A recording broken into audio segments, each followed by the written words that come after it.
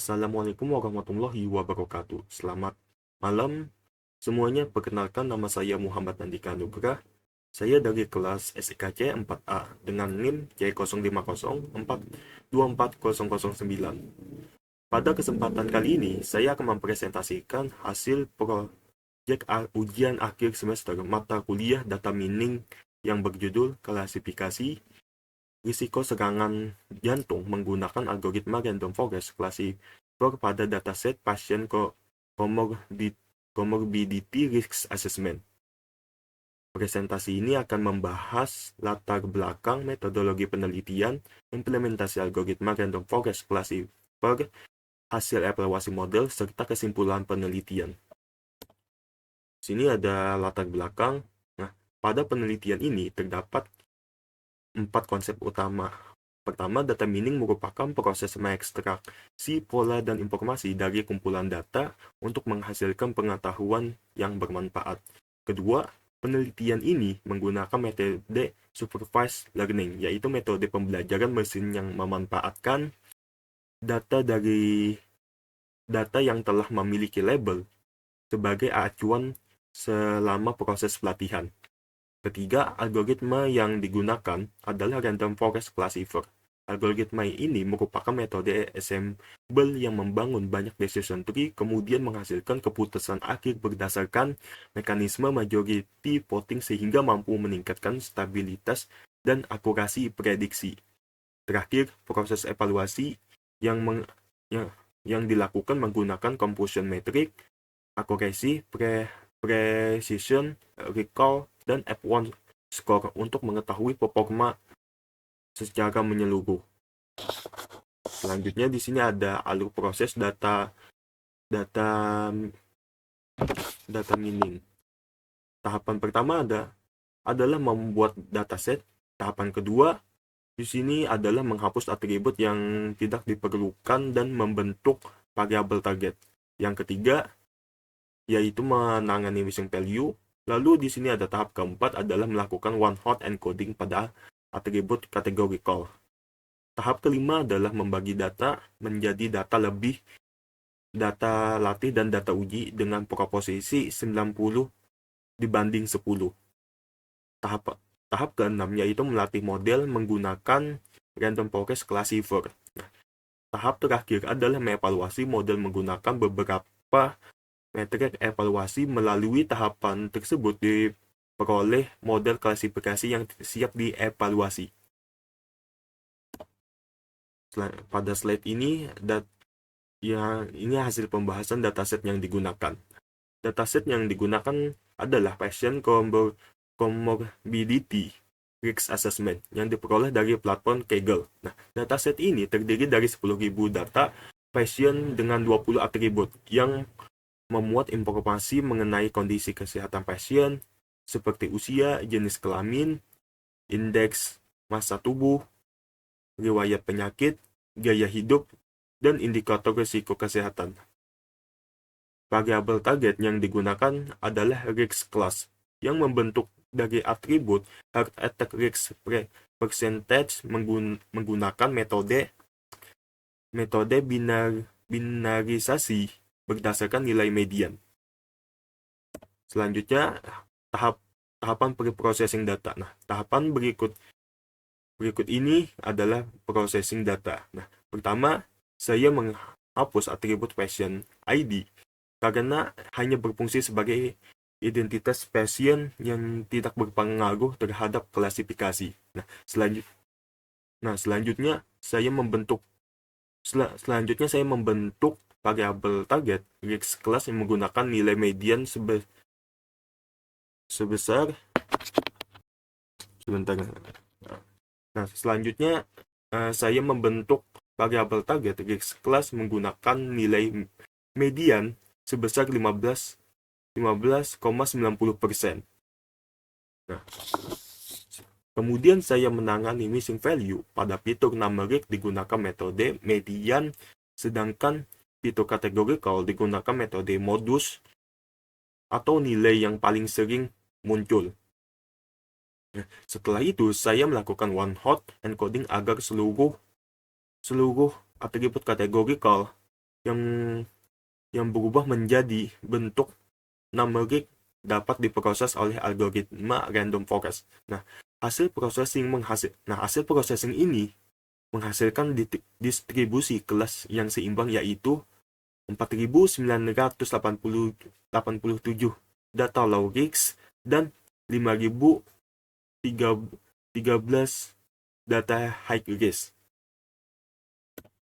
Selanjutnya di sini ada pembagian data. Nah, setelah pre-processing selesai, data dibagi menjadi data latih dan data uji. Nah, sebagai 9.000 data atau 90% digunakan sebagai data latih, sedangkan 10.000 data untuk 10% digunakan sebagai data uji. Pembagian data menggunakan parameter stratify sehingga proporsi kelas tetap seimbang pada kedua kelompok data. Selain itu, digunakan random stats sebesar 42 agar proses pembagian data dapat direproduksi. Selanjutnya, pelatihan model. Nah, pada tahap ini, pembagian data menggunakan algoritma random forest classifier. Model dikonfigurasi dengan 100 decision tree menggunakan parameter n estimators sama equals 2000 serta random forest stats sama dengan 42. Nah, selanjutnya model ini menggunakan 9.000 data latih melalui fungsi fit. Nah, setelah proses pelatihan selesai, model digunakan untuk memprediksi kelas risiko pada 1.000 data uji menggunakan fungsi predik. Selanjutnya di sini ada hasil evaluasi akurasi. Hasil evaluasi menunjukkan bahwa model memperoleh akurasi sebesar 85,2%. Artinya, dari 1.000 data uji, model berhasil mengklasifikasikan 852 data dengan benar. Berdasarkan Confusion Matrix, model menghasilkan 422 true negatif, 430 true positif, 77 false positif, dan 71 false negatif. Semakin besar nilai true positif dan true negatif menunjukkan bahwa model memiliki kemampuan klasifikasi semakin baik. Selanjutnya, di sini classification report. Hasil evaluasi menunjukkan bahwa nilai precision, recall, dan F1 scores berada pada kisaran 0,85 hingga 0,86 untuk kedua kelas. Hal tersebut menunjukkan bahwa model memiliki kemampuan yang baik dan membedakan passion low risk maupun high risk. Selain itu, dilakukan 5-fold cross validation. Rata-rata akurasi yang diperoleh sebesar 85,56%, sehingga menunjukkan bahwa model memiliki performa yang stabil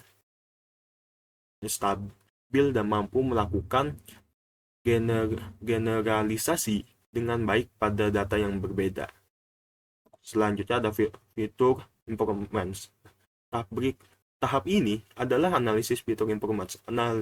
Analisis ini bertujuan untuk mengetahui atribut yang paling berpengaruh dalam proses klasifikasi. Nah, hasilnya menunjukkan bahwa 3 atribut dengan nilai kepentingan tertinggi adalah hypertension, age, dan smoking status current. Hasil tersebut menunjukkan bahwa hipertensi, usia, dan kebiasaan merokok merupakan faktor yang paling dominan dan menentukan tingkah risiko serangan jantung pada dataset ini. Selanjutnya di sini ada kesimpulan. Nah, berdasarkan hasil penelitian yang telah dilakukan, dapat disimpulkan bahwa random forest classifier berhasil diimplementasikan untuk klasifikasi risiko serangan jantung pada dataset Patient Comorbidity Risk Assessment. Model memperoleh akurasi sebesar 85,2% dengan data kata-kata cross-validation sebesar 85,56%. Selain itu, hasil fitur improvements menunjukkan bahwa hypertension, AIDS, dan smoking status merupakan faktor yang paling berpengaruh dalam proses klasifikasi. Dengan demikian, model yang dibangun memiliki performa yang baik dan digunakan sebagai pendukung dalam proses klasifikasi risiko serangan jantung. Mungkin demikian presentasi yang saya sampaikan. Terima kasih atas perhatiannya. Mohon maaf apabila terdapat kesalahan kata dalam saya pengucapan atau penyampaian maupun penelitian yang telah saya lakukan. Assalamualaikum warahmatullahi wabarakatuh.